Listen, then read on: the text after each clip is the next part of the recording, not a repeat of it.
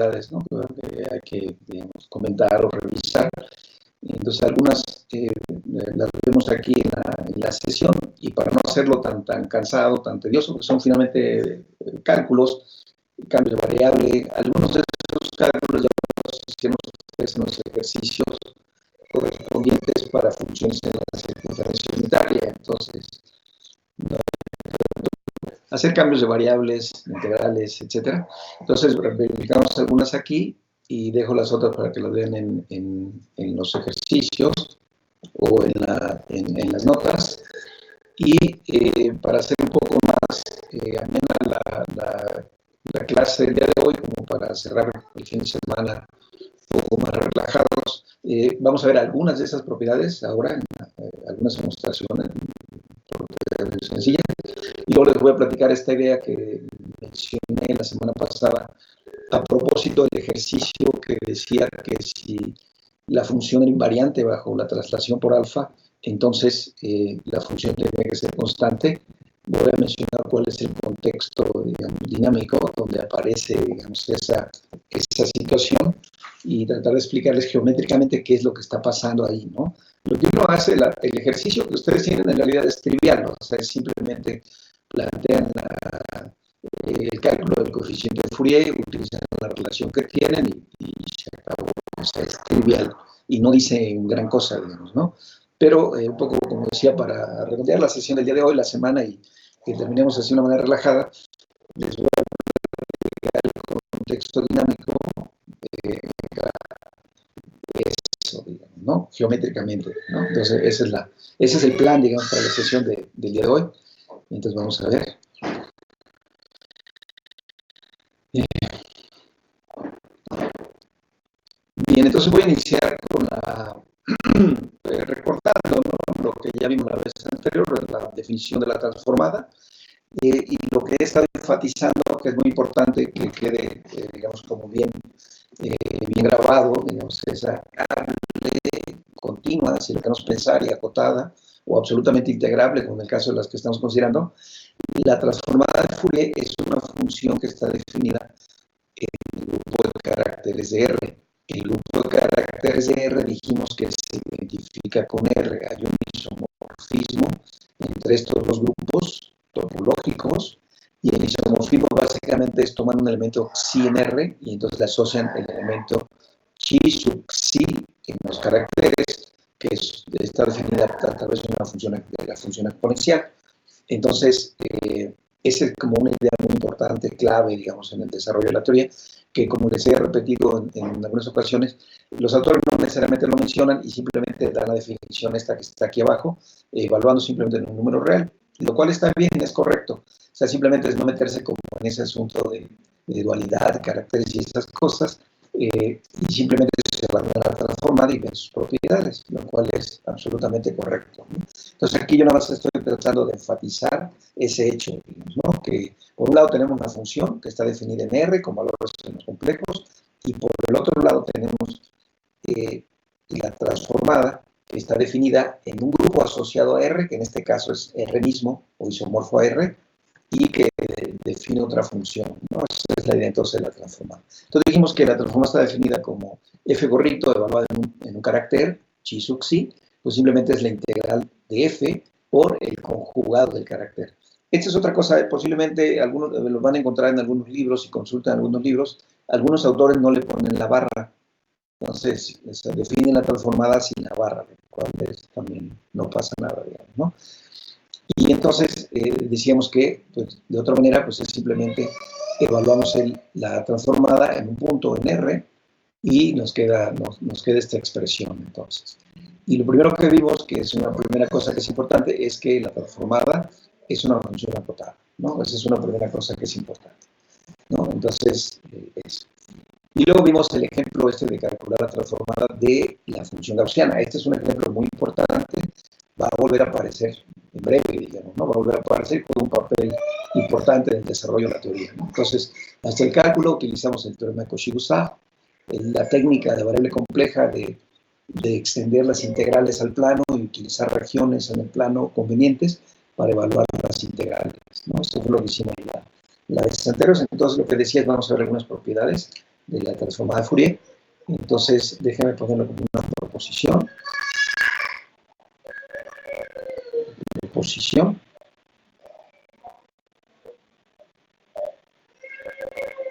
Entonces, bueno, tomo dos funciones, f, g, funciones de continuos ejecutadas de R, así, y tomo un lambda, un escalar complejo, ¿no? Entonces tomo estos dos.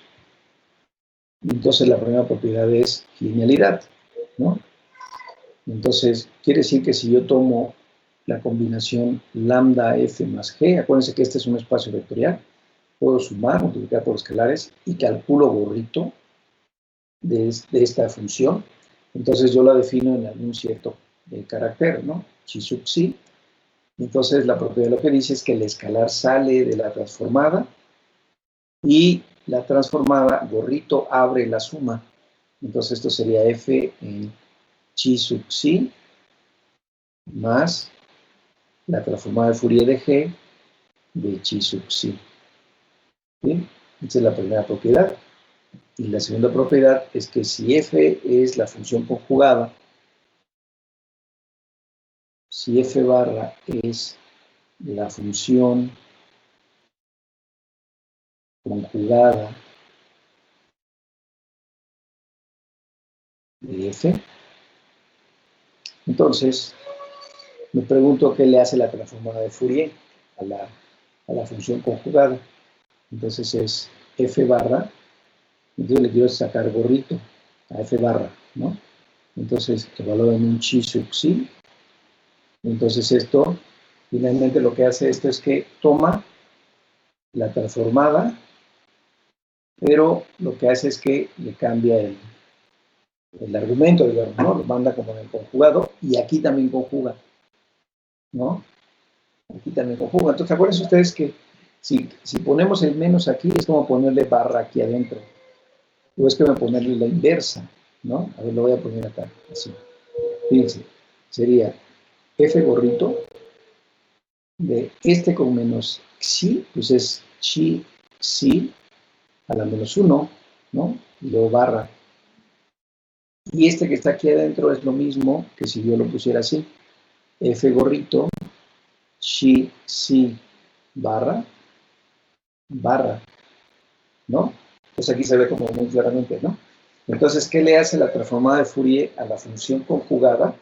Pues lo que hace simplemente es que conjuga el carácter en donde se evalúa la transformada y luego toma la conjugada, ¿no? La función conjugada. Eso es lo que hace eso le hace la transformada de Fourier, digamos, a esto, ¿no? Entonces, vamos a ver la demostración. Entonces, ya, pues es tal cual, ¿no? La definición. O sea, lambda f más g, gorrito, queremos evaluarlo en un cierto carácter, chi sub psi, pues entonces acuérdense, por definición, ¿esto qué es? Pues es la integral sobre R de esta función lambda f más g de x por chi sub psi de x conjugado, ¿no? De x. Esa es la definición de la transformada, ¿no? La transformada de esta función, pues es exactamente eso. Pues ahora simplemente, pues, uso la definición puntual de las funciones, el escalar y la linealidad de la integral. Entonces voy a hacer un paso más, aunque es obvio, ¿no? Es trivial y es obvio. Aquí lo que tenemos es lambda por la función f de x, ¿no? Tenemos este más g de x, y a todo esto hay que multiplicarlo por chi sub psi de x, con barra de x. Entonces, aquí uso la linealidad del integral. El lambda es un escalar, sale, me queda lambda veces la integral sobre r de f de x, chi sub psi de x, en barra de x, más la integral sobre r de g de x, chi sub psi de x con barra de x. ¿Sí? Entonces, es solo el ejercicio de mover el lápiz, ¿no? O sea, en realidad aquí no hay nada que hacer. Esta es la transformada de Fourier de f.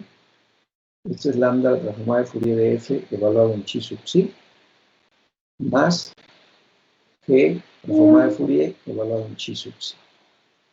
Entonces, pero claro, lo que dice esta propiedad es importante, ¿no? O sea, la demostración es muy sencilla, pero lo que dice es que es importante. Quiere decir que la transformada de Fourier es lineal, ¿no? Entonces, es algo que opera, digamos, linealmente en las funciones en donde está operando, ¿no? Como lo vean, ¿no? Entonces, es algo lineal. Eso es lo que dice esto.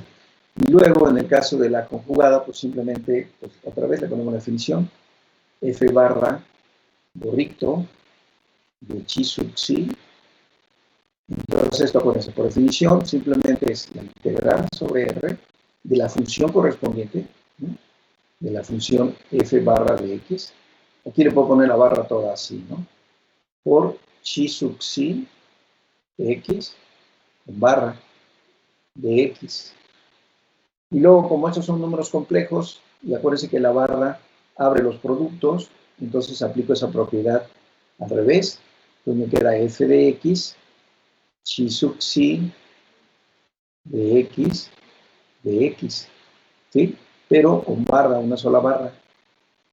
Y luego me acuerdo que la integral compleja, que también es un número complejo, lo que hace es que intercambia, ¿no? Conmuta con la barra.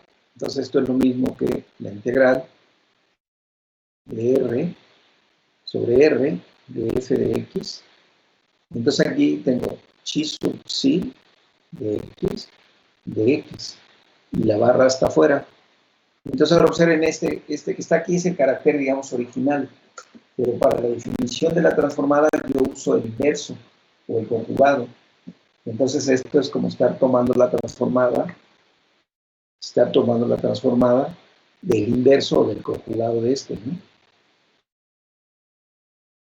Así, ¿no? Y ya está. ¿Sí? Entonces es, como decía, es trivial, ¿no? La demostración es realmente elemental, es muy sencilla. A ver, enuncio dos propiedades más y esas se las dejo a ustedes. Ya vimos una de esas en la sesión de discusión de ejercicios en el caso de la circunferencia. Entonces se los dejo aquí y ustedes lo hacen y va a aparecer en las notas. Entonces, vamos a ponerle aquí un teorema o proposición, otra proposición.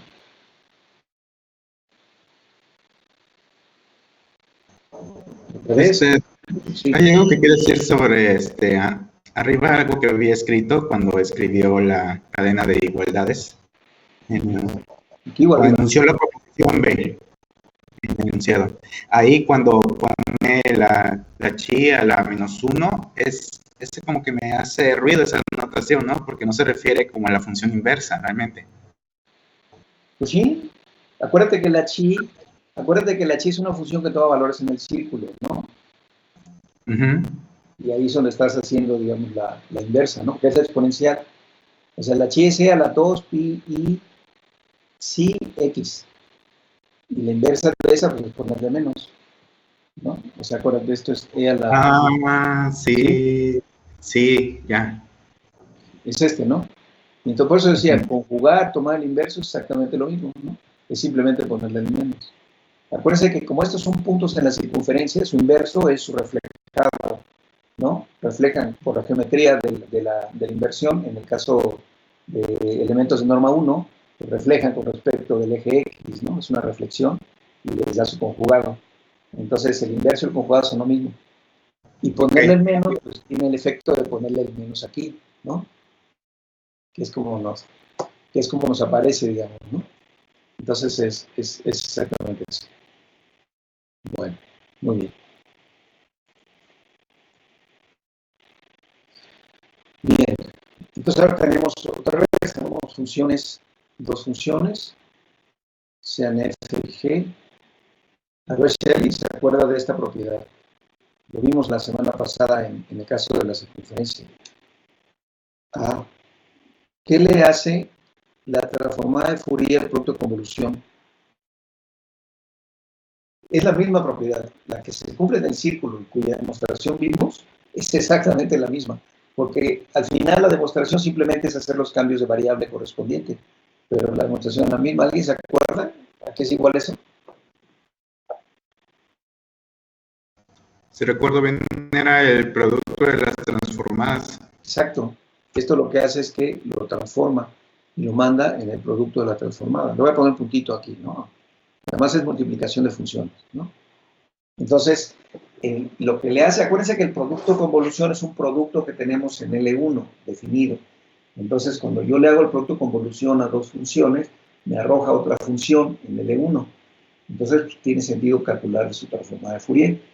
Lo que dice este cálculo es que si se lo calculas, eso es exactamente que si tú aparte calcularas las transformadas, a ver, déjame ponerlo, bueno, voy a poner un dibujo aquí. Entonces estamos en el espacio L1, ¿no? En L1. O sea, acuérdense que es un espacio de dimensión infinita, ¿no? Ahí está. Entonces, ¿qué dice esta? Ah, pero no me va. A ver. Voy a poner la siguiente propiedad y luego hago el dibujo. Entonces, la siguiente propiedad también la vimos la vez pasada, o algo, digamos, una correspondiente, ¿no? O sea, si yo tomo un chi sub psi en car de R, entonces, acuérdense, ¿qué pasa si yo hago la transformada de Fourier de f con chi sub psi? ¿Alguien se acuerda de esto? Y digamos, evalúo en x. ¿Alguien se acuerda que es igual eso? Lo comentamos, incluso yo hice ahí un énfasis y una observación por ahí.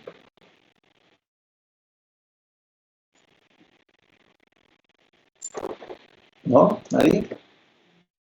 Pues acuérdense que esto lo que hace es que abre, digamos, de alguna manera saca al carácter como si fuera un vector propio y lo que lo deja es multiplicándose por la transformada de Fourier, ¿no? Eso es lo que hace, ese es el efecto. Entonces, f gorrito de chi sub psi por chi sub psi, ¿no? De x. Eso es lo que hace esta función, ¿no? ¿Sí? Eso es lo que hace. Entonces, acuérdense, este ya es un número, digamos, ¿no? Como yo estoy fijando este chi, entonces el producto de convolución de este con estos elementos que acuérdense que juegan un papel como de base o normal, o sea, cuando lo opero, digamos, cuando yo aplico el operador estrella, si le llaman a este estrella, por ejemplo, a este operador de convolución en funciones, si yo le aplico el operador estrella a esta función y a este elemento especial, lo que me arroja es un número complejo por la misma función. Entonces, pareciera como que se comporta como una especie de valor propio, ¿no? Hay como una propiedad ahí parecida, ¿no? Ahora, lo que estaba diciendo, que también lo podemos decir aquí, es lo siguiente. Lo que estaba diciendo es que tenemos el espacio de funciones, tenemos por acá el L1, CA de R, y entonces aquí yo estoy aplicando gorrito, transformada de Fourier, ¿no? Entonces gorrito me arroja aquí, digamos, funciones, ¿no? Déjame ponerle así f de R, le voy a poner por lo pronto, luego le voy a poner otra vez, voy a volver a esta notación. F de las transformadas de Fourier, digamos, ¿no? O sea que si yo tomo un elemento f y aplico gorrito, me lo manda en f gorrito. Entonces empieza como un operador. No sé quién es este espacio, solo lo que sí sé es que en este espacio viven cosas que son acotadas, ¿no? Viven funciones acotadas, eso sí lo sé, ya lo sé, fue lo primero que verificamos. Entonces, eso sí lo sé, no sé más, pero eso sí lo sé.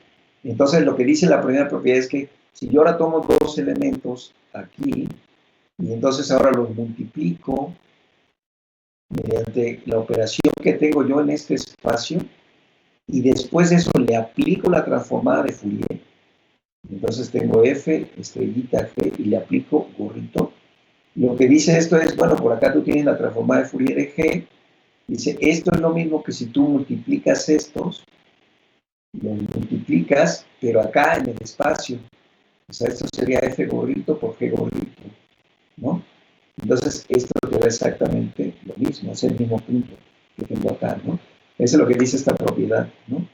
Entonces, como decía, se puede interpretar de muchas formas, ¿no? Una manera muy sencilla es esa, tomo dos elementos, los multiplico como producto de convolución, y su efecto, después de aplicarle la transformada de Fourier o el operador de transformada, si lo quieren pensar así, entonces lo que me queda es simplemente la multiplicación de las transformadas de los elementos correspondientes. Y entonces fíjense que si yo pienso a estos elementos chi sub psi, aquí si yo hago G igual a chi sub psi, entonces pues lo que estoy diciendo es como lo mismo, ¿no? Eso es lo que es justamente lo que estoy haciendo, ¿no? Estoy haciendo el producto, pero ahora multiplicar por estos elementos, lo que me dice es, te arroja multiplicar por la transformada a estos elementos que están aquí, ¿no? Ese es el asunto, ¿no? Con esta propiedad. Las demostraciones son muy sencillas, como decía, esta la discutimos la vez anterior, me parece, si no estoy mal, y esta también, bueno, las dos las discutimos la vez pasada, entonces no me entretengo en ver la demostración, y vienen las notas, ¿no? Pero entonces ese es como ese comportamiento. Entonces, a ver, vamos a ir adentrándonos poco a poco en el estudio de este espacio, ¿no? Acuérdense lo que dijimos es, ¿cuál sería como el sueño, digamos, ¿no? El sueño guajiro, como decimos en México? ¿Cuál sería? Pues que este espacio, por ejemplo, fuera todo L1, ¿no? O sea, que yo pudiera definir, la forma de definir la tengo definida en todo L1. Pues que todo el contradominio fuera todo L1. Ese es así como el sueño guajiro, ¿no? O sea, sería así como un sueño, ¿no? Me gustaría tener eso, ¿no? Si a mí me pregunta cuál es mi mayor deseo en este momento, dice, lo que yo desearía es que ese conjunto F de R sea L1, ¿no? Ese sería como el sueño, ¿no? Entonces, vamos a ver bajo qué condiciones o hasta qué punto sí se cumple, si se vuelve, si es verdad, ¿no? Como para no traumarnos con esas ideas, ¿no? Entonces vamos a denotar, ya que introduje esta denotación, denotemos por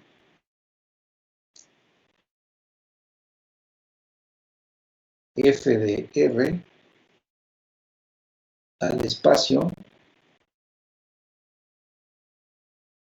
Déjame ponerle así, imagen bajo la transformada de L1 bajo la transformada de Fourier.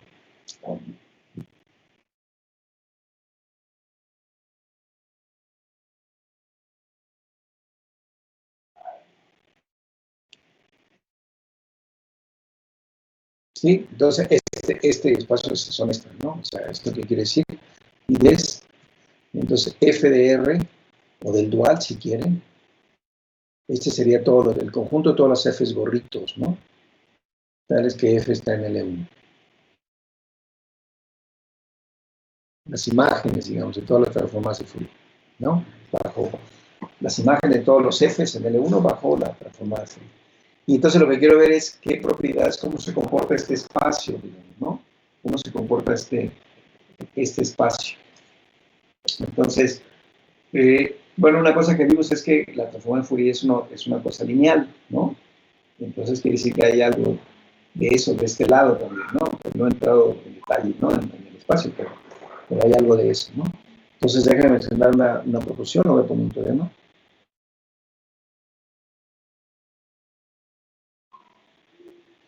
Entonces, bueno, no he logrado como describir de una manera precisa el efecto geométrico, que es lo que a mí me interesaría, ¿no? Hay una cierta invarianza, digamos, de este espacio bajo traslaciones, en un cierto sentido, y bajo multiplicación por caracteres, ¿no? Pero no me atrevo a escribirlo de esa manera, ¿no? Entonces estoy pensando cuál es el término como más apropiado, ¿no? Entonces vamos a ver. Primero, entonces si voy a tomar F en L1, F lo fijo en L1, sea de R, ¿sí? Entonces ya tomé una F, ¿no? Entonces ahora voy a tomar un R, si A está en R, si tomo una en R, entonces, fíjense, lo que quiero hacer es ver qué efecto hace la traslación. Si yo traslado a la función primero y luego le calculo gorrito, entonces quiero ver cuál es el efecto geométrico. Chi, psi, ¿no?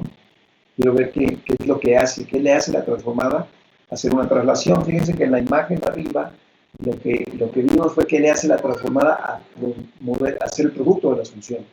Y entonces veíamos qué pasa, pero ahora lo que quiero es trasladar las funciones y ver qué le hace la transformada cuando traslado, ¿no? Traslado primero.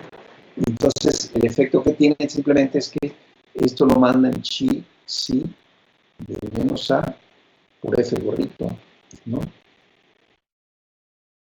De chi, si.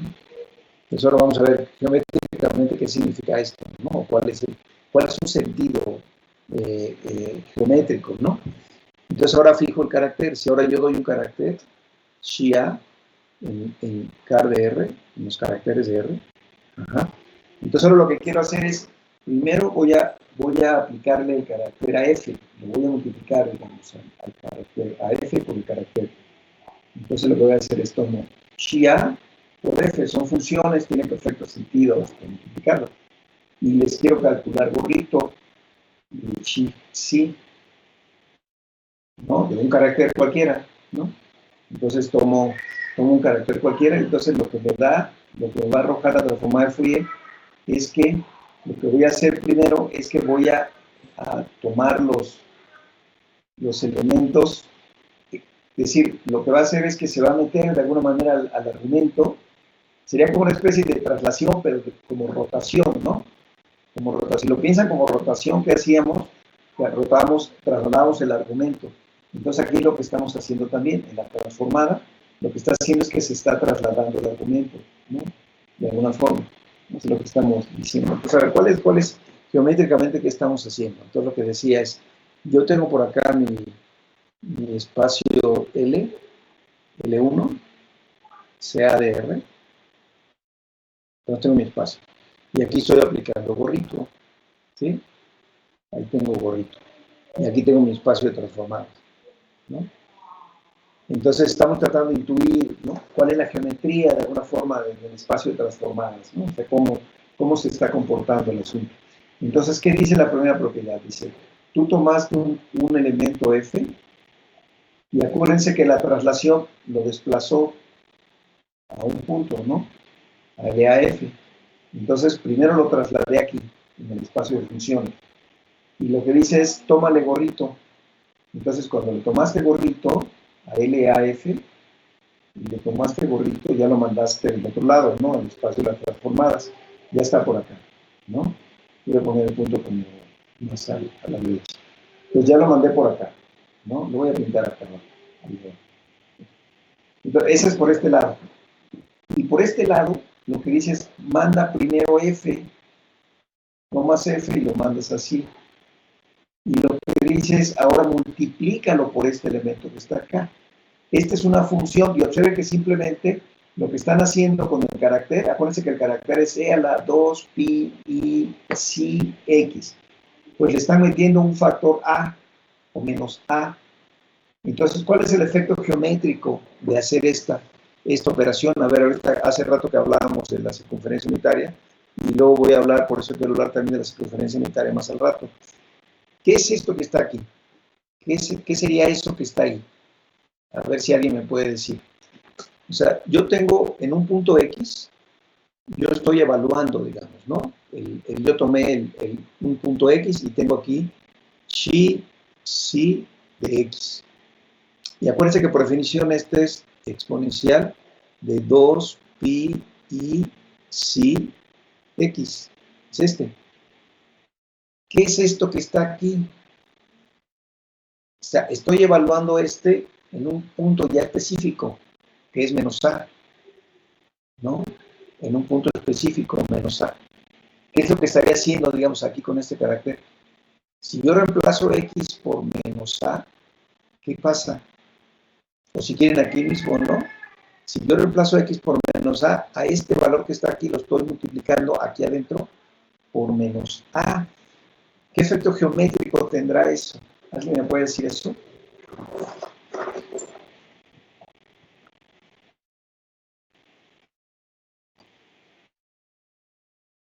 Sería una rotación. ¿Cómo? No escuché, Osvaldo. ¿Sería una rotación? Exactamente, es una rotación, ¿no? Entonces, como lleva un menos, digamos, está, si pensamos que cuando rotamos en la multiplicación compleja, rotamos en la dirección de las manecillas del reloj, aquí lleva un menos, entonces estoy rotando como hacia acá, digamos, no, pensémoslo así, ¿no? Pensemos lo que estamos así. O sea, este es chi, si, de menos A, ¿no? Este sería un punto cualquiera, pero ya al evaluarlo, digamos aquí, por tener un valor preciso, pues es como estar haciendo una rotación. Entonces, aquí geométricamente en la circunferencia estoy rotando, pero ¿qué pasa en el espacio de funciones entonces? Estoy multiplicando esta función.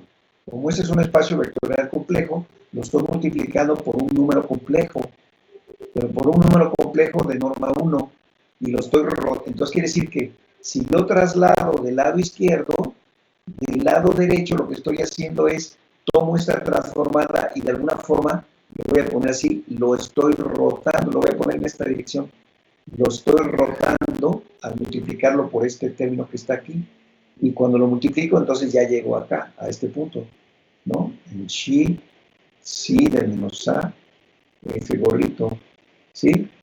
De chi, si, ajá. Entonces, como que en el espacio de aquel lado, entonces fíjense, la traslación del lado izquierdo se ve o se transforma en una rotación del lado derecho, en el espacio de transformadas, ¿no? Así en esa interpretación que estamos haciendo, ¿no? Entonces, traslado, por eso les decía que no sé qué nombre ponerle, ¿no? Matarile, Virerón, como decimos en México, porque, ¿qué nombre le pondremos? Porque a mí lo primero que se me ocurría era ponerle que es una propiedad de invarianza bajo traslaciones, pero no es exactamente invarianza. O si pensamos que la notación en la derecha es multiplicativa, entonces sí, hay una cierta propiedad de invariancia bajo traslaciones y con respecto a las rotaciones, ¿no? Entonces, acuérdense, por ejemplo, en la circunferencia unitaria, acuérdense que una rotación la podemos pensar como una multiplicación, digamos, compleja, y entonces rotamos, ¿no? En una dirección. Y si los escribimos a los puntos en la circunferencia así, pues entonces es multiplicar por otro de estos y entonces roto los argumentos. Pero si los pensamos como grupos abelianos, pues la notación es adictiva, entonces simplemente sumo los puntos, ¿no? O sea, rotar significa sumar. Entonces, esa es la idea, digamos, ¿no? Entonces, voy a quitar esta imagen, voy a volver a esto en un rato más. Pero esa es la idea entonces, ¿no? Entonces, de alguna forma, lo que dice la propiedad 1 es que la transformada Fourier es invariante bajo traslaciones, pero en este sentido, invarianza entre comillas, ¿no? En el sentido de que invariante bajo traslaciones querría decir que lo deja igualito, ¿no? O sea, que no, o que si traslado un lado se ve reflejado en la traslación del otro. Lo que dice aquí es que si yo traslado la función y le tomo su transformada, es lo mismo que si en el espacio de llegada, digamos en la imagen, lo que hago es que tomo una transformada y la roto, ¿no? La roto, la multiplico por, no es como que de alguna manera al hacer la traslación antes se movió el punto y lo que hace el efecto de la transformada es enderezarlo de alguna manera, ¿no? Ese es intuitivamente, ¿no? Más o menos la misma idea. Y fíjense, y la propiedad 2, lo que diría es que si ahora yo multiplico por este carácter fijo que tengo acá y evalúo, ¿no? En cualquier carácter, lo que dice, ahora primero multiplica los caracteres, es lo que dice esto, que es como el dibujo que acabo de borrar. Es exactamente ese dibujo que acabo de borrar. Ahora tienes 2, multiplícalos. Y cuando los multiplicas, los rotas. Entonces lo que dice esta propiedad es, si tú primero rotas a la función y luego le calculas su transformada de Fourier, es como si rotaras sus argumentos y después le aplicas la transformada de Fourier. Es lo que dice la propiedad 2, ¿sí? Entonces eso, lo repito otra vez. Si rotas a la función en abstracto la rotas, y luego le calculas su transformada de Fourier, lo que dice es, toma ese mismo factor de rotación y rota al argumento, que el argumento en este caso es el carácter, sí, rota el argumento, y ya que rotas el argumento, entonces ahora sí aplicarle la transformada de Fourier. Ese es como el punto, ¿no? Entonces hay una invarianza, en cierto sentido, digamos, bajo multiplicación por estos elementos del grupo de caracteres de R, ¿no? Hay una cierta propiedad de invarianza, digamos, de la transformada de Fourier, ¿no? Esa es como la idea que está aquí de fondo, ¿no? La demostración, no sé si quieren que la veamos, en realidad es trivial, es igual que hace rato, ¿no? Simplemente aquí tengo la traslación, cambio la variable y sale este factor adicional en la definición. O sea, en realidad no hay mucho que hacer, ¿no? ¿Sí está claro? ¿Está claro que la demostración también es trivial? ¿O alguien tiene alguna duda, por mínima que sea? ¿Alguien tiene alguna duda? Si nadie tiene ninguna duda, pues entonces voy a lo que sigue. ¿Alguien tiene alguna duda? ¿No? ¿Todo claro? Bueno, perfecto. Entonces, de todas maneras va para hacer las notas, pero como les digo, es simplemente, ni siquiera necesitamos hacer cálculo. Miren, F sería F de X menos A, ¿no? Aplicado por la exponencial con barra. Cambian la variable X menos A, cambian a X por X más A, y entonces les queda X más A que se va a pasar a la exponencial, y de ahí sale el este con menos A. Ya se acabó, o sea. De verdad no hay mucho que hacer. Es trivial el cálculo, ¿no? Ya hicimos uno al menos. Entonces, ahí está. Pero esas son las propiedades de la transformada, ¿no? O sea, a ver, permítame.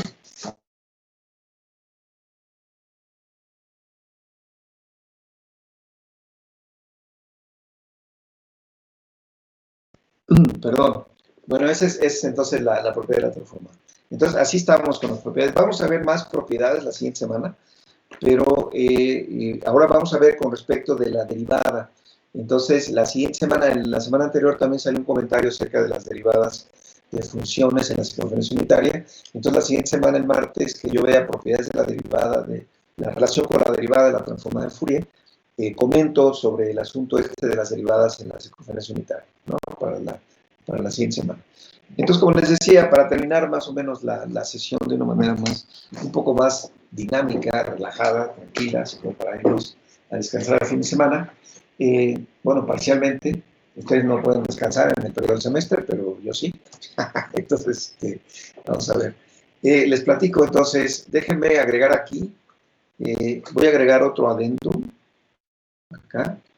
Entonces, bueno, luego le voy a poner nombre, pero déjenme poner, le voy a poner así, dinámica de rotaciones en S1, o en la circunferencia unitaria, o como quiera, ¿no? S1. Entonces veo esto. Bueno, por cierto, también, mire, por cierto, a todos los presentes, como esto es un tema ya realmente adicional, lo estoy usando como pretexto para luego explicar el ejercicio aquel que estaba por allá pendiente. Los que quieran desconectarse ya ahora con confianza, no hay ningún problema. No se fijen, yo no me doy cuenta, no hay ningún problema.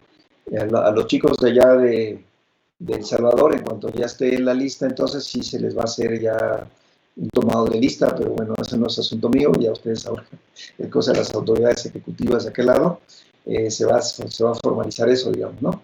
Pero por ahora no se preocupen, estamos aquí tranquilos, relajados. Entonces, si alguien quiere desconectarse con confianza, ¿no? Si tiene otra cosa que hacer, ir a comer algo, hacer, en fin, empezar a celebrar fin de semana, cualquier cosa, con confianza. Lo que les quiero platicar, básicamente, como les decía, es un poco la idea, tiene varias ideas esto que les voy a platicar. Por un lado, es un posible tema de proyecto final.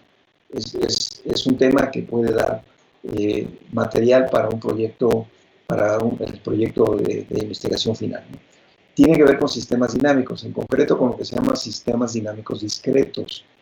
Entonces, esta teoría de sistemas dinámicos discretos, estas ideas que yo les voy a platicar, las introdujo Poincaré en los años 1881-85, y lo que Poincaré quería hacer era estudiar ecuaciones diferenciales en el toro. Bueno, voy directo, ya les voy platicando la historia, pero entonces es eso, ¿no? Les voy a platicar unas ideas de sistemas dinámicos, en concreto cómo aparece la circunferencia y por qué es importante estudiar la dinámica de las rotaciones en una circunferencia. Ese es lo otro. Y adicionalmente, qué propiedades son las que tienen, digamos, estos homeomorfismos, y qué significa esa propiedad que viene en los ejercicios. Que en los ejercicios simplemente es el cálculo, pero qué significa geométricamente, o cuál es la relevancia desde el punto de vista de sistemas dinámicos, ¿no? Eso es lo que sigue, digamos, ¿no? Entonces, con confianza, si quieren les doy un par de minutos para que lo piensen, y si no se queda nadie, pues ya yo también me levanto y me voy a comer, y si se queda alguien, me quedo y les platico toda la historia, ¿no? ¿Les parece bien eso? Entonces, les doy 2 minutos y con confianza. Mientras, aprovecho para hacer algo urgente.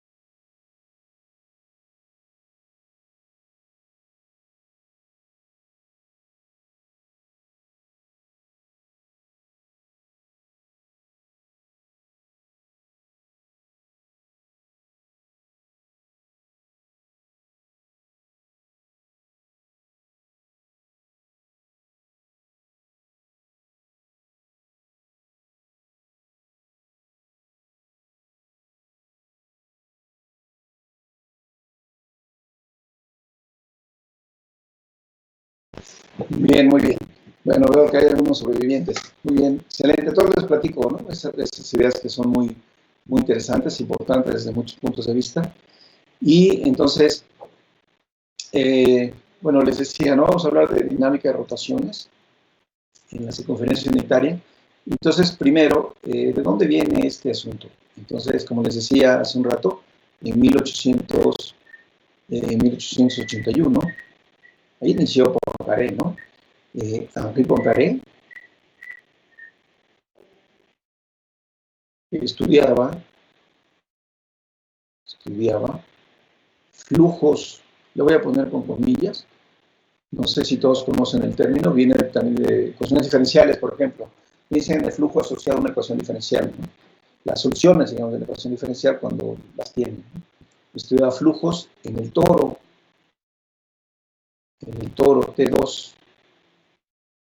T2, ¿sí? Entonces, ¿qué hacía Poincaré? Entonces, estudiaba flujos en el toro. ¿Qué hacía? Tenía un toro, y entonces ustedes toman un punto en el toro, algún punto Z, si quieren. Acuérdense que el toro se puede ver como T1 por T, T por T, ¿no? Acuérdense que el toro se puede ver como T por sí mismo, ¿no? Por la circunferencia unitaria por sí mismo, ¿no? Así, el toro unitario, ¿no? Entonces toman un punto y cuando ustedes tienen una ecuación diferencial definida en el toro, las curvas de solución, las curvas integrales, pues definen eso, curvas en el espacio, en este caso en el toro. Entonces, pues las curvas vienen, se pueden meter, se pueden enredar, se pueden salir, ¿no? Etcétera. No se pueden autointersecar, eso no puede ser, ¿no? ¿No? Eso no puede ser. Porque es una existencia unicidad, digamos, ¿no? Eso no puede ser. O condiciones, digamos, de las soluciones de las ecuaciones diferenciales. Entonces no puede pasar eso. Entonces, lo que Poincaré quería era estudiar estos sistemas dinámicos determinados por las ecuaciones diferenciales, por los flujos definidos o asociados a ecuaciones diferenciales en el toro. Entonces, visto globalmente, es un problema muy complejo, es muy complicado, ¿no? Porque pues el comportamiento, voy a mencionarlo en algún momento más, pero el comportamiento puede ser las órbitas se pueden enredar de una manera muy rara, digamos, en el toro, pueden darle n vueltas de un lado y n vueltas de otro lado, y entonces eso pueden volverse densas, pero pues es muy complicado. Entonces, Poincaré, bueno, pues ya les había mencionado la vez pasada el asunto de los semidioses, pues ahí está, ¿no? O sea, después de Newton, Riemann, pues ahí está el siguiente ejemplo, de Poincaré. Entonces, lo que hizo Poincaré, dijo, mira, pues voy a hacer una sección, voy a hacer un corte, una sección transversal, que le llamó él, y se voy a definir en el toro, en mi espacio, que es la dona, ¿no? La superficie de la dona hueca, ¿no? Así, la dona hueca. Entonces, dice, voy a poner una sección transversal. Esta que está aquí, le voy a llamar sigma. Entonces, esta sección transversal, pues es topológicamente una circunferencia, ¿no? Si yo pienso el toro así derechito, pues redondito, en el que se come una dona, entonces, y lo rebano así, lo corto de frente, entonces me queda exactamente una circunferencia. Puede ser que está hueco, no tiene relleno. Entonces me da una circunferencia. Entonces lo que dice Poincaré es, bueno, si yo estoy estudiando el flujo de la ecuación diferencial y estoy tratando de entender el comportamiento dinámico, digamos, de las órbitas, cómo se comportan asintóticamente las órbitas de la ecuación del flujo de la ecuación diferencial, pues entonces, ¿qué pasa si yo lo reemplazo? En lugar de eso, dice, pues entonces ahora lo que voy a hacer es, me paro en un punto sobre esta transversal y sigo el flujo, ¿no? El flujo va así, entonces digamos que el flujo va por acá, va siguiendo esta trayectoria, entonces imagínense, se enredó, no sé qué, pasó por allá y de repente salió por acá y regresó acá. Volvió a pasar por esa transversal. Entonces lo que dice Poincaré, bueno, lo que está pasando aquí es que yo tengo el flujo de la ecuación diferencial y lo que estoy determinando es una función f asociada, digamos, al flujo, le voy a poner phi, que está definida de la transversal, de la sección transversal en sí misma, en la sección transversal. Entonces, ¿qué es lo que tengo aquí? Lo que tengo es que si yo quiero entender el comportamiento asintótico de las órbitas, del flujo que se están enredando, digamos, en el toro, Dice, pues las entiendo localmente, las entiendo aquí. Y entonces cuando yo estoy aquí, lo que digo es, tomé este punto Z y lo mandé en este punto que está aquí, F phi de Z, ¿no? Tomé este punto y lo mandé a este, que esa es la función, ¿no? Entonces es F phi de Z, es exactamente eso, ¿no? Es cuando el flujo pasó ahí en algún tiempo, volvió a pasar por esa sección transversal que yo ya fijé, es lo que dice Poincaré. Dice, entonces estudio esta función, ¿no? Dice, entonces lo que a mí me queda es una función de la circunferencia en sí misma. Entonces esta sigma, sección transversal, pues le voy a poner simplemente una circunferencia. Entonces este T, la circunferencia unitaria, y entonces lo que estoy diciendo es que tengo una función definida de la circunferencia en la circunferencia, ¿no? Entonces, la primera pregunta que se hace Poincaré, bueno, ¿cuáles son las mejores funciones, las más sencillas, digamos, que yo puedo tener definido? Pues son los homeomorfismos. Entonces pone homeomorfismos. Entonces dice, yo tengo mi flujo es continuo, de hecho, de clase CR tiene cierta clase de diferenciabilidad, depende de la ecuación diferencial, del campo vectorial que define la ecuación diferencial, y entonces tengo un flujo asociado a la ecuación diferencial, y ahora estoy asociando una función que en principio es continua, puede tener más propiedades de regularidad, pero en principio es continua, y además es invertible, ¿no? Ese es un poco lo que dice Poincaré. Bueno, dice, entonces, yo quiero entender la dinámica de los flujos en el toro, pues voy a entender la dinámica de los homeomorfismos, ¿no? Entonces, y ahí es donde entramos ya nosotros, más o menos, ¿no?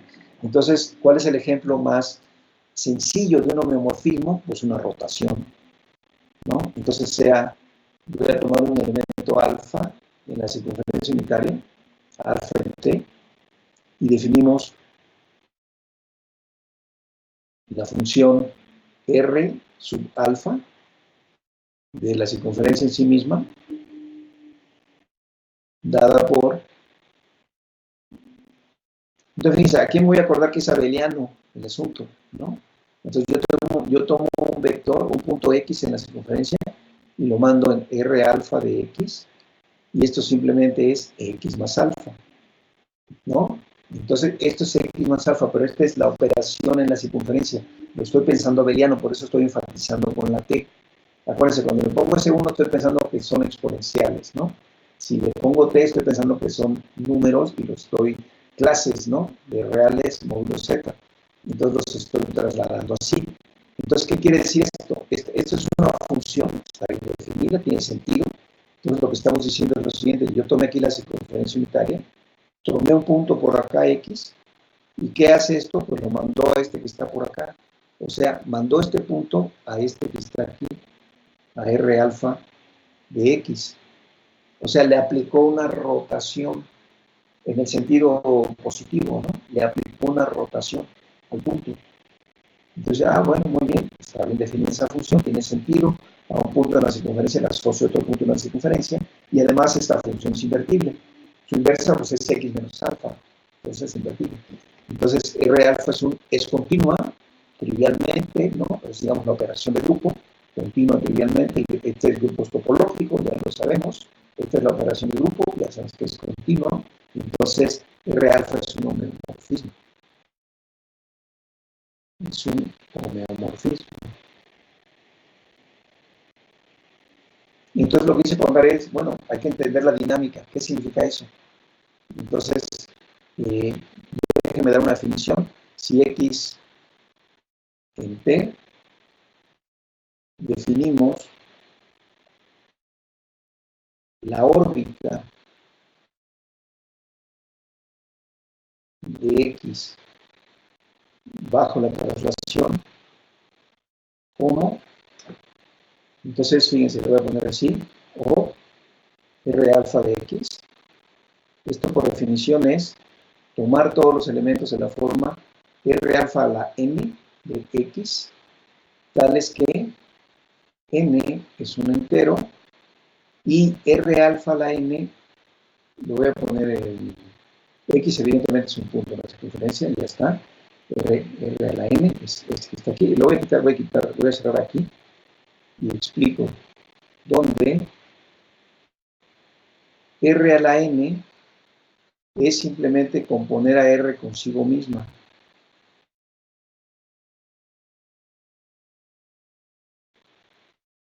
N veces. ¿Sí? Ese es el R. Entonces, ¿qué es la órbita? Lo que dice aquí esta definición es, pues toma el punto y aplica de R alfa. Aquí está. Luego vuelven a aplicar R alfa, ¿no? Si le vuelves a aplicar R alfa, lo voy a poner así. Lo mandamos acá. Entonces, este sería R2 alfa de X.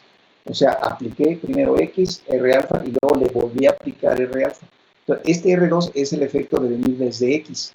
Si paso de este punto a este, simplemente estoy aplicando R. ¿Está claro? No haya confusión en eso. Aquí nada más apliqué R alfa. Pero el R2 significa que desde X apliqué 2 veces. Y entonces, cuando yo sigo haciendo este proceso, lo que estoy haciendo es que voy moviendo a los puntos a lo largo de la circunferencia, ¿no? Y todos los puntos se van a empezar a enredar ahí en la circunferencia, en el sentido positivo, y como es homeomorfismo, puede ir en el sentido negativo, ¿no? Eso es lo que dice esta definición. Entonces, ¿cuál es el problema fundamental en los sistemas dinámicos discretos?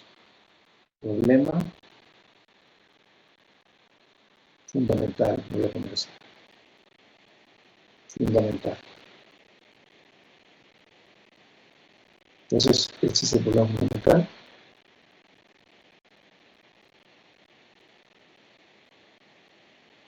El problema fundamental en sistemas dinámicos, en este caso discretos, es describir,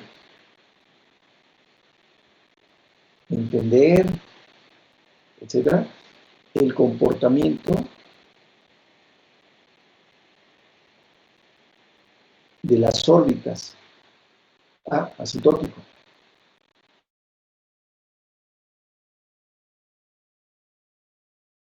De las órbitas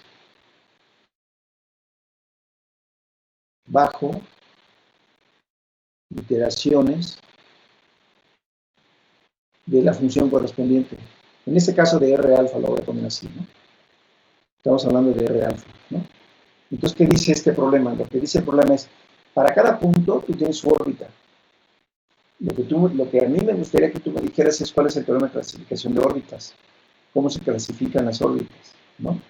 Entonces, lo que hizo Poincaré, el artículo de, como les decía, en 1881, es toma un homeomorfismo de la circunferencia unitaria que respetan orientación de los puntos, y entonces lo que él introduce es una invariante de conjugación que se llama el número de rotación. Es una cosa muy famosa. Entonces, eso es lo que introduce Poincaré y prueba un teorema de clasificación. Será Poincaré, ¿no? Pues prueba un teorema de clasificación de órbitas. Justo el teorema de clasificación de órbitas de Poincaré está relacionado con lo que voy a decir ahora. Ahora, observemos lo siguiente. Entonces, queremos ver las órbitas, ¿no? ¿Qué pasa con los puntos? ¿Cómo se mueven los puntos bajo las iteraciones de la función? Eso es lo que queremos ver. Entonces, aquí, en este caso, resulta que la naturaleza aritmética de la traslación es importante, ¿sí?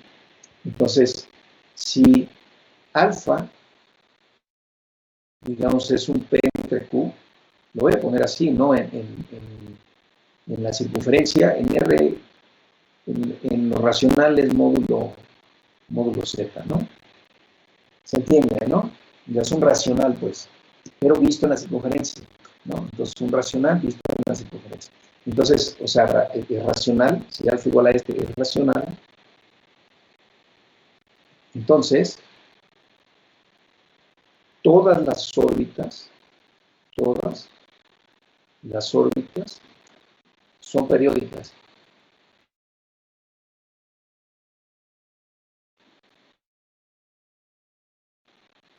Y de hecho, se puede decir más, el periodo, del periodo Q, el denominador. ¿Qué pasa en el caso racional? Lo que va a pasar es que, como cuando yo esté iterando, fíjense, lo que va a pasar es lo siguiente.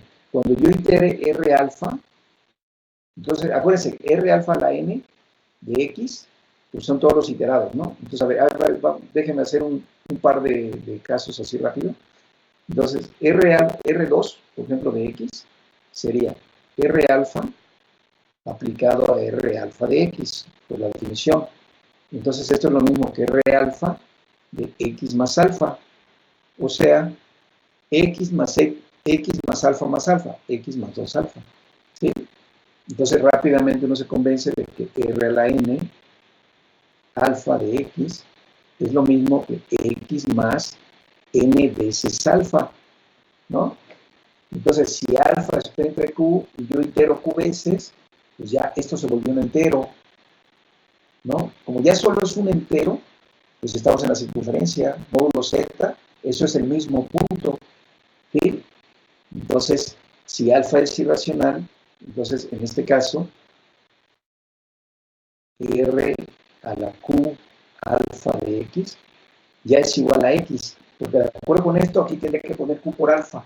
Q por alfa es p, ¿no? Pero p es un entero. X más p es el real módulo un entero, entonces eso es x. Entonces eso me da exactamente x. Entonces, ¿qué quiere decir esto? Quiere decir que en este caso, si yo empiezo con cualquier punto de x, aplico la traslación, aquí le apliqué r alfa de x, y le sigo aplicando, pues voy moviendo los puntos, ¿no? Voy moviendo los puntos. Así. En algún momento, en q iteraciones, cuando yo llegue a q iteraciones, ya regresé al punto original. Ya regresé a este que está aquí. La órbita se cerró, digamos, ¿no? Entonces ya sé cuál es el comportamiento asintótico de todas las órbitas. Todas las órbitas se cierran, ¿no? Son finitas, ¿no? Y en este caso, en este contexto, pues son periódicas. Y además sé cuál es el periodo, Q. Y les dejo como un ejercicio de la intuición. ¿Qué significará P? Ahí se los dejo como un ejercicio. Es un buen ejercicio para la intuición. ¿Qué significa la P? Si la Q significa el periodo, ¿qué significa la P? ¿Alguien sabe la respuesta? Es la pregunta, ¿qué significa la P? ¿No? Entonces, este es el caso, ¿no? El caso racional. Pero de vuelta. ¿Perdón? ¿Alguien quiere decir algo? ¿No? Bueno. Caso 2. Si alfa no es racional, entonces todas las órbitas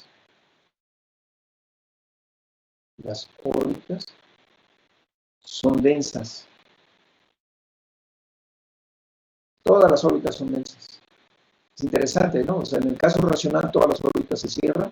En el caso irracional, lo que estamos diciendo es que todas las órbitas se están moviendo por la circunferencia, van pasando por ahí, y en algún momento saltan a este, con el que empecé, y se mandaron para acá, y luego se siguieron, y entonces empiezan a llenar la circunferencia. La demostración es muy bonita, muy sencilla, hay que usar nada más la topología de la circunferencia, ¿no? La compacidad, digamos, no tienen un conjunto infinito, no extraen un punto de acumulación, etcétera, ¿no? Es muy bonita la demostración, no voy a entrar en ese detalle, ¿no? Por cierto, todo esto, si a alguien le llegara a interesar como proyecto final, me avisa y le voy a pasar unas notas que yo tengo escritas sobre dinámica de grupos abelianos compactos. En particular, se hace el análisis de la circunferencia y también se hace en el toro y en grupos abelianos más generales, ¿no? Entonces, nada más para perturbar a un par que anda por ahí en solenoides también. Entonces, todas las órbitas son densas. Entonces, fíjense, de acuerdo con la rotación, ya tengo el teorema de clasificación dinámica, ¿no? Dice, solo tienes dos opciones, depende de la naturaleza aritmética del número con el que estás rotando. Si el número es racional, entonces todas las órbitas son finitas o son periódicas y tienen el mismo periodo, ¿no? O sea, ya ese es el teorema de clasificación, ¿no? Y si las órbitas no son racionales, o sea, son irracionales, todas las órbitas son densas. Todas son densas, ¿no? Y entonces ahora la siguiente pregunta es, bueno, sí, está bien, son densas, pero ¿cómo llenan al círculo? ¿Cómo se ve como esa configuración? Ya sé que se volvieron algo denso, ¿qué propiedades tienen o qué más se puede decir de eso que está ahí, ¿no? Entonces, bueno, Juan Carrero usó este como modelo y entonces para probar, él introduce un invariante. Lo que hace Juan Carrero es, dice, bueno, si yo tomo un homeomorfismo ya general de la circunferencia que conserva la orientación, ¿qué significa que rote los puntos? Entonces se inventa un invariante que le llamó el número de rotación.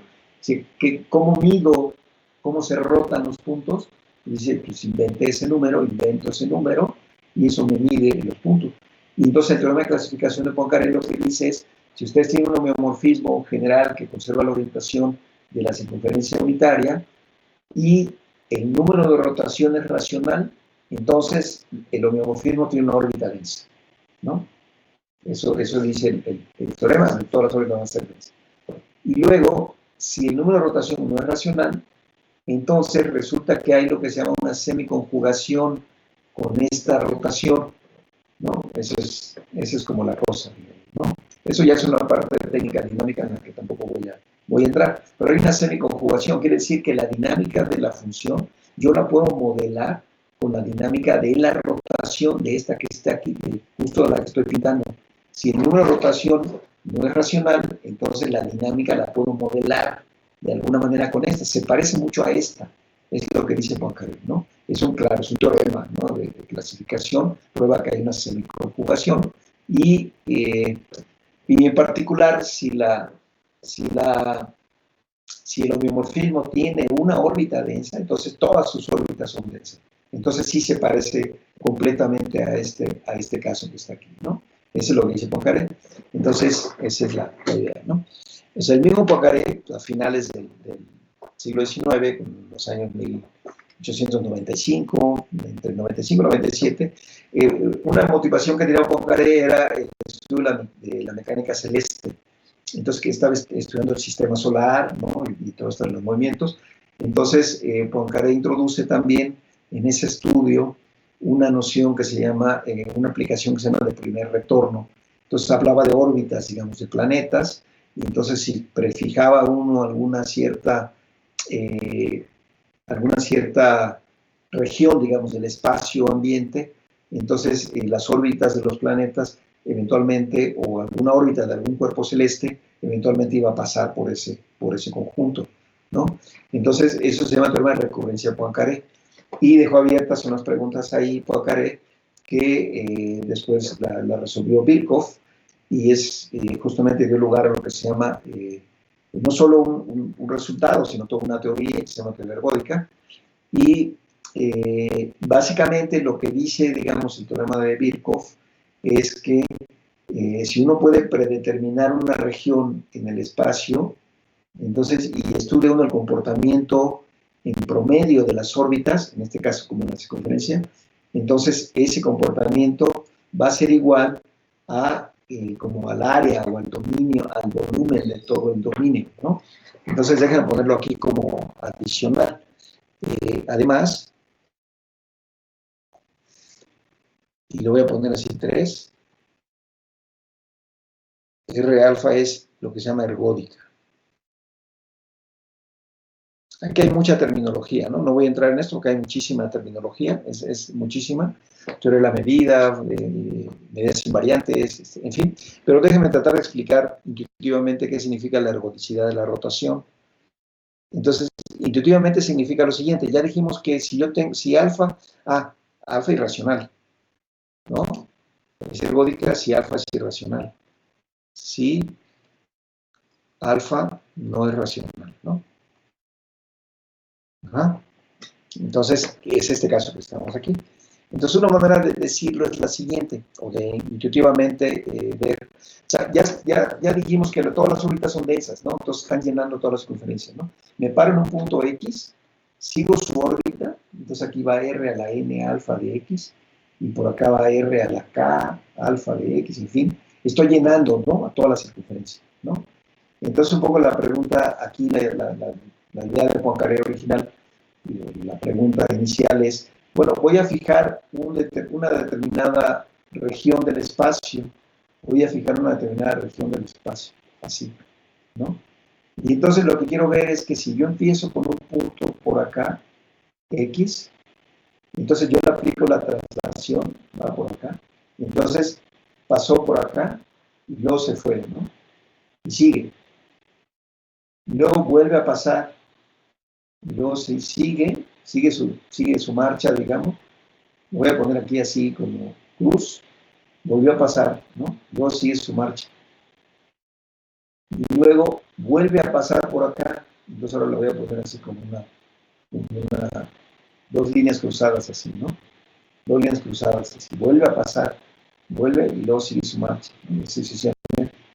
Entonces, la pregunta que, o sea, el teorema de recurrencia lo que dice simplemente es que si yo parto de un punto aquí, entonces eventualmente la órbita regresa.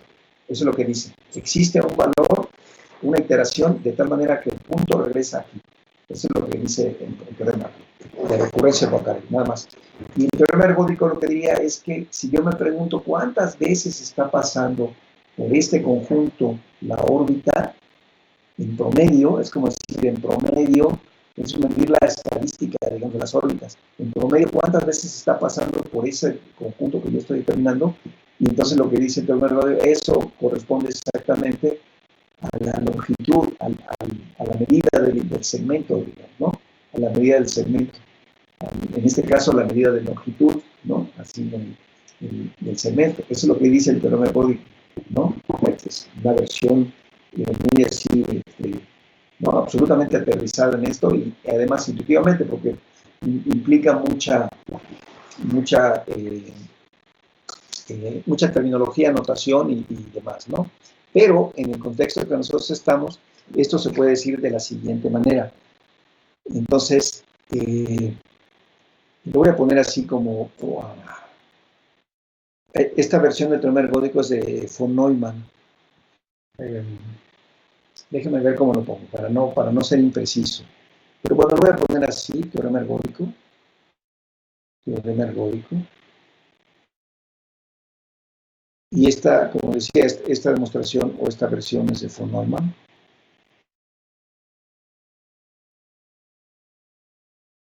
Pero básicamente lo que dice es que si yo tengo una función, si R alfa, bueno, si alfa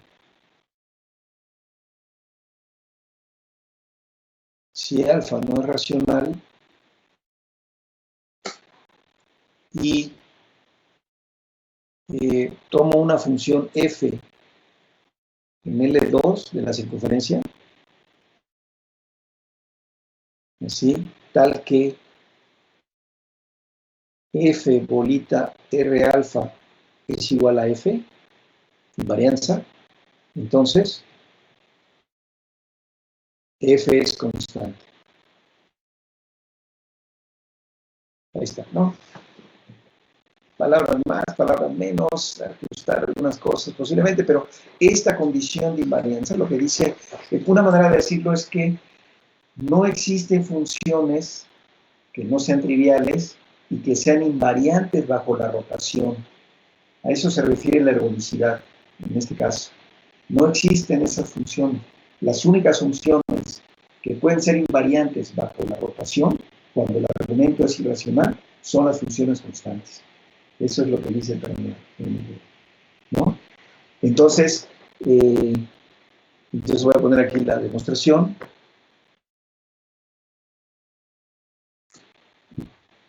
Es el ejercicio que ustedes tienen.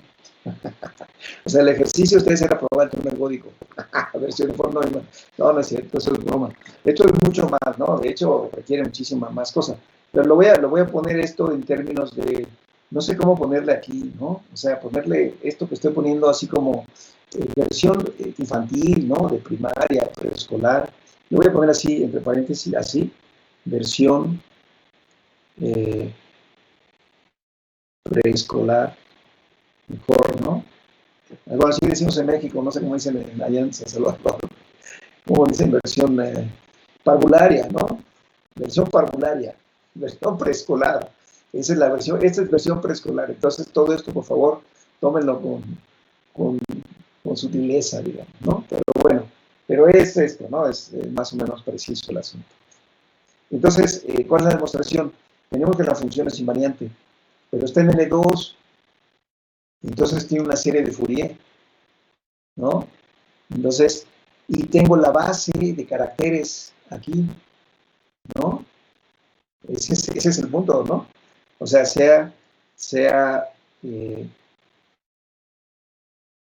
escribimos f, entonces escribimos, bueno, sea f de x igual a la serie, ¿no? De n igual a menos infinito, infinito, de f gorrito n por el carácter, los caracteres, ¿no? Xi n de x, ¿no? Y acuérdense que la forma que nosotros lo pusimos era suma de menos infinito a infinito de f gorrito de n por e a la 2 pi i n x. Estos chi n, acuérdense que son estos, ¿no?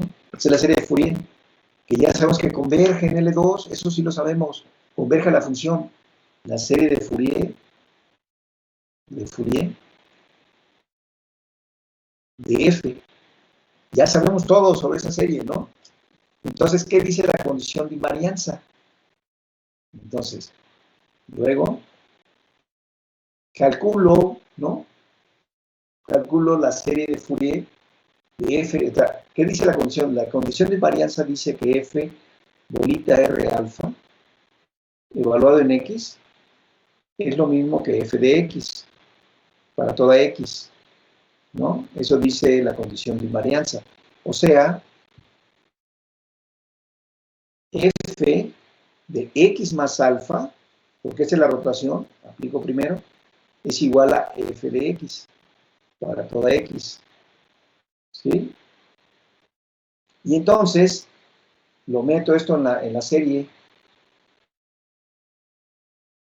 Entonces, ¿qué cosa es f de x más alfa? Si lo meto en la serie, lo meto, tengo que meterlo así, fn de menos infinito a infinito, f gorrito n, y fíjense que la alfa no tiene que ver con la n, ¿no? La alfa no tiene que ver con este argumento, entonces me queda e a la 2 pi i n x más alfa, y me acuerdo que el exponencial es un homomorfismo de grupos, entonces esto es n menos infinito, lo voy a poner n en z para, creo que es más breve, n en z, entonces me queda f gorrito de n por e a la 2 pi i n x por e a la 2 pi i n alfa. Entonces fíjense, tengo esta función f evaluada en este punto y esta es su serie de Fourier. Y tengo esta función f evaluada en este punto y esta es su serie de Fourier. Y esta igualdad me dice que son iguales. Entonces quiere decir que las dos series de Fourier coinciden, tienen que ser las mismas por unicidad de la serie de Fourier. Entonces, por unicidad del desarrollo en series,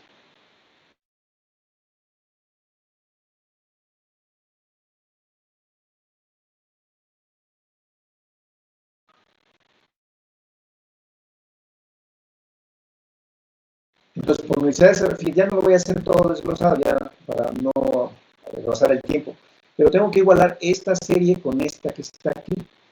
Entonces, fíjense, término a término, todos estos términos son iguales, solo difiere este término que está aquí para cada n, aparece este término, o sea, este término, esta es la variable, digamos, y este término es un factor que aparece ahí, pero que también depende de n. Entonces, como los coeficientes tienen que ser iguales, eso lo que implica es que f gorrito de n por e a la 2 pi i n alfa menos 1 tiene que ser igual a 0, ¿no? O sea, tengo este coeficiente igual a coeficiente, ¿no? Entonces, a ver, déjame ver si lo hice bien. Sería este por este, sería f gorrito igual a este f gorrito por este exponencial, ¿no? A ver, lo voy a desglosar como para que no haya dudas.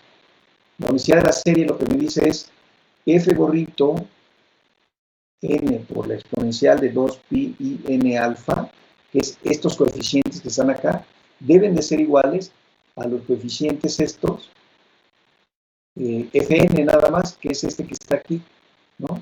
Por esta igualdad, tiene que ser esto. Entonces ahí está, es esto que está aquí, ¿no? Ajá. Entonces paso de este lado,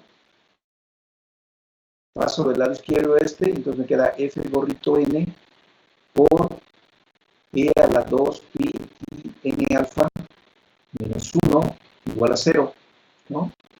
Eso es lo que tengo que analizar. Entonces me pregunto cuándo este coeficiente que está aquí es 0. ¿Cuándo es 0? Entonces ahí es donde entra la condición irracional de alfa, porque esto no va a ser 1. Acuérdense que la exponencial es 2 pi i z periódica, es cuando vale 1. Pero como este alfa es un irracional, entonces esto nunca vale 1. Esto nunca vale 1, ¿no? Esto nunca vale 1. ¿Sí? ¿Sí? ¿Está bien?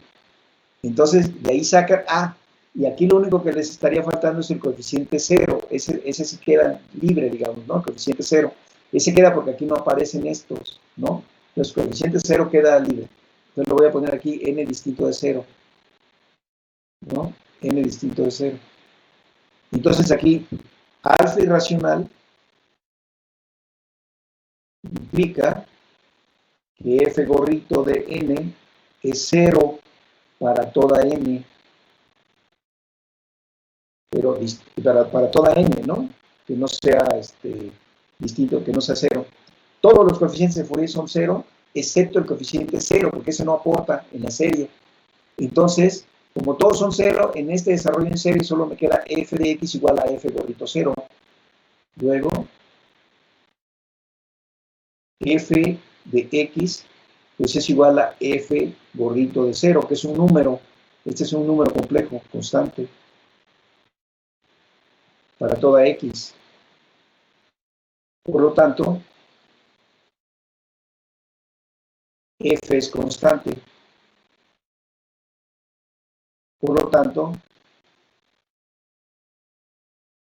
la rotación es ergódica. Intuitivamente, ¿no? Ya dije más o menos cuál era la idea, ¿no? Entonces, justo, termina el tiempo, ¿no? Justo, 2 minutos. Ahí está el ejercicio resuelto, entonces, ¿no? Entonces, mi sugerencia es, el ejercicio, si no lo han hecho, no lo hagan así, más bien calculen el coeficiente de f de x más alfa. O sea, métanlo en la definición del coeficiente de Fourier, integral, no sé qué, hagan el cambio de variable y terminen concluyendo que esos coeficientes van a tener que ser los otros, pero va a aparecer ahí el alfa, la irracionalidad, y va a implicar que todos los coeficientes son 0, excepto el coeficiente 0. Por lo tanto, el efecto es constante, ¿no? Entonces, eso prueba, es una demostración muy bonita, muy elegante, muy interesante de la ergodicidad de la rotación, ¿no? Entonces, bueno, eso era básicamente. Tenemos un minuto, ¿alguien tiene un comentario, algo que quiera decir, agregar? ¿No? ¿Está bien?